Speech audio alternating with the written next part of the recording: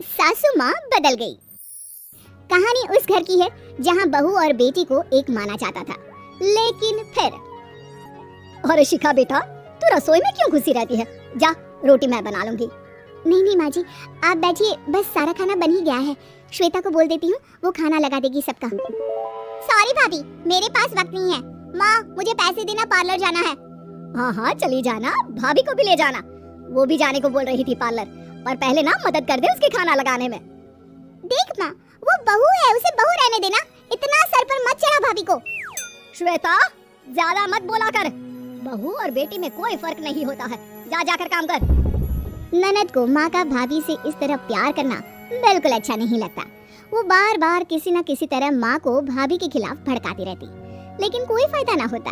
एक रोज, अरे बेटे किशन, जा बहू को कहीं घुमा कर ला। सारा दिन घर में काम करती रहती है। हाँ हाँ माँ, हम लोग जा रहे हैं ना गोवा। अच्छा जी, भाभी ने तो हमें बताया भी नहीं। वैसे तो सारी पंचायत करती है, ये गोवा वाली बात क्यों छुपा गई हमसे? अरे क्योंकि उसे खुद नहीं पता था बहन। मुझे टिकट सस्ती मिल रही थी तो मैंने बुक कर दिया। हाँ शिखा, पैकिंग कर ले, संडे हम जा रहे हैं गोवा। दोपहर में शिखा पैकिंग कर रही थी कि सास आ जाती है। ये क्या बहू, साड़ियाँ? अरे गोवा जा रही है घूमने या फिर शादी में मायके हैं? माँ जी, ऐसा कुछ है ही नहीं, समझ में नहीं आ रहा क्या रखूं कपड़े में। अरे तेरी और श्वेता की साइज तो एक ही है, उसके कुछ मॉडर्न कपड़े ले ले, आकर लौटा देना। हाँ माँ जी, ये ठीक रहेगा। शिखा श्वेता के पास जाती है और उससे कपड़े मांगती है। ना जी ना, मैं अपने कपड़े ना दूं, वैसे भी फैल जाएंगे मेरे कपड़े, बहुत महंगे वाले हैं। शिखा मुंह लटकाकर कमरे में आ जाती है तो सास कहती है, चल तैयार हो जा, तुझे मैं शॉपिंग करा कर लाती हूँ गोवा की। बस फिर क्या था, सास बहू निकल जाते हैं मार्केट और एक से बढ़कर एक ड्रेस खरीद कर घर आते हैं। पहले बता देती कि नए कपड़े दिलाने वाली है भाभी को, तो मैं अपने ही दे देती ना भाभी को, मुझे दिला देती नए कपड़े। देख श्वेता, परिवार का मतलब सबके साथ रहना होता है, ना कि सिर्फ अपना सोचना। वैसे भी तुझे अच्छे संस्कार सीखने चाहिए। और रही बात कपड़ों की, तो शिखा, आज से घर पर भी तू मॉडर्न कपड़े ही पहनेगी। कोई जरूरत नहीं है ये साड़ी वाड़ी लपेटने की। अब क्या था, घर पर श्वेता और शिखा एक जैसे रहते। एक बार पड़ोसन आती है। अरे बेटा, अपनी माँ को तो बुलाना, जरा बात करनी है। शिखा सास को बताती है और रसोई में चली जाती है। ये आपकी बेटी बहुत बड़ी हो गई है, इसके लिए एक रिश्ता है, कहो तो बता दूं। ये बेटी नहीं बहू है, घर में सब एक जैसा ही रहता है। वैसे मेरी बेटी भी बड़ी हो गई है, कोई रिश्ता हो तो जरूर बताना। पड़ोसन रिश्ता लेकर उन लोगों के घर आती है। तब श्वेता की होने वाली सास कहती है, तो ये घर है, कितने मंजिल का है? और ये बहू ने आपकी क्या पहन रखा है, जीन्स टॉप? अरे भाई, साड़ी वाड़ी नहीं है क्या इसके पास? देखिए, सर्दी है तो साड़ी में बहू कैसे मैनेज करती, वैसे पहनती है साड़ी भी। देखिए, हम लोग ठहरे पैसे वाले लोग, कोई कमी नहीं है हम लोगों के पास पैसों की, बहुत पैसे हैं, जमीन, नौकर चाकर, कार, सब कुछ है, लेकिन घर में संस्कारी बहू चाहिए। समझ रही हैं ना आप? सास कुछ कहती कि श्वेता बोल पड़ती है, हाय रे, नौकर चाकर से लेकर जमीन, कार, पैसा, हाँ हाँ मुझे रिश्ता मंजूर है, मंजूर है मुझे। अरे रुक जा श्वेता, मैं बात कर रही हूँ ना। देखिए, हम लोगों के घर इतनी आजादी नहीं मिलेगी। अरे हाँ कर देना माँ, हाँ कर दे जल्दी से। सास क्या करती, बेटी की शादी ऐसे घर में कर देती है जहाँ ना उनके विचार मिलते हैं और ना ही आचार।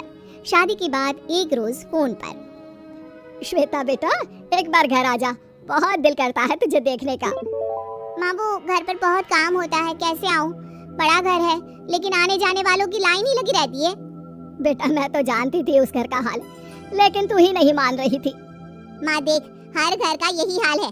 तेरी बेटी को यहाँ घूंघट हटाने की परमिशन नहीं है और एक तरफ भाभी स्कर्ट पहनकर घूम रही है। बेटा मुझे क्या पता था कि मेरी बेटी को ससुराल के नाम पर पिंजरा मिल जाएगा। अच्छा माँ, फोन रखती हूँ, सास को गर्मा गर्म रोटी खिलानी है। तुम लोगों की तरह नहीं कि एक रोटी बनाओ, एक सब्जी बनाओ, फिर सारा दिन फ्री होकर घूमो। सास फोन तो रख देती है, लेकिन सोच में पड़ जाती है कि एक तरफ बेटी जिसे कोई आजादी नहीं, वहीं दूसरी तरफ बहू जिसे देखकर लगता ही नहीं कि उसकी शादी भी हुई है। अगले रोज, शिखा, अरे ओ शिखा। हाँ माँ, क्या हुआ? कुछ चाहिए आपको? मैं जिम जा रही थी। जिम के कपड़ों में बहू को देखकर सास को घूंघट में अपनी बेटी का ख्याल आता है। देख बहू, घर में बहू की तरह रहा कर, इतने टाइट कपड़े पहनकर जिम जाना पसंद नहीं मुझे। जा जाकर रोटी बना। रोटी? माँ अभी तो शाम के 6 बजे हैं, इस वक्त रोटी? अब क्या मेरे खाने पीने पर भी पहरा है? अरे जब मर्जी तब मैं अपने घर में खा भी नहीं सकती क्या? बहू को अजीब लगता है। वो समझ नहीं पाती कि जो सास कल तक इतनी सपोर्टिव थी, उन्हें अचानक से क्या हो गया। वो किचन में जाती है, गरम रोटी के साथ 2 तरह की सब्जी, रायता, सलाद सब लेकर सास के पास आती है। माँ जी खाना। इतना सारा खाना? राक्षस समझा है क्या मुझे? रोटी मांगी थी मैंने गर्मा गर्म बस। पर माँ जी रोटी खाती किससे आप? सब्जी तो बनानी थी ना। अरे भूख मर गई मेरी तेरी बहस से। जा जाकर काम कर, अंदर पूरी रसोई साफ कर। बहू अंदर चली जाती है। थोड़ी देर में श्वेता घर आती है। अरे शिखा जल्दी से चाय ला, पकवान बना, मेरी बेटी आई है। अरे नहीं नहीं माँ, ड्राइवर बाहर खड़ा है। मैं तो घर का कोई सामान खरीदने के बहाने यहाँ आ गई हूँ, मुझे जाना होगा। अरे बेटा पर कितने दिनों बाद देख रही हूँ तुझे, रहने आ जाना 2-4 दिन के लिए। आ जाऊंगी माँ, जब मेरी सास मरेगी तब। मैं तो रोज मन्नत मानती हूँ कि मेरी सास मर जाए तो अच्छा है। अच्छा चल जा रही हूँ माँ। हे भगवान, कैसे कैसे दिन देखने पड़ रहे हैं मेरी बेटी को। सास अंदर जाती है जहाँ श्वेता की जिम वाली सहेली का फोन आया होता है। क्या बात है, आज जिम नहीं आई? अरे पता नहीं यार, आज माँ को क्या हो गया अचानक। पर खैर कोई नहीं, लगता नहीं कि मैं अब जिम आ पाऊंगी। शिखा स्पीकर पर बात कर रही थी जिसे सास सुन रही थी। यार ये सास ना होती ही ऐसी है। मैं तो कहती हूँ बुढ़िया जल्दी मरे और तू आराम से जिए। शिखा को सहेली की बात पर गुस्सा आ जाता है।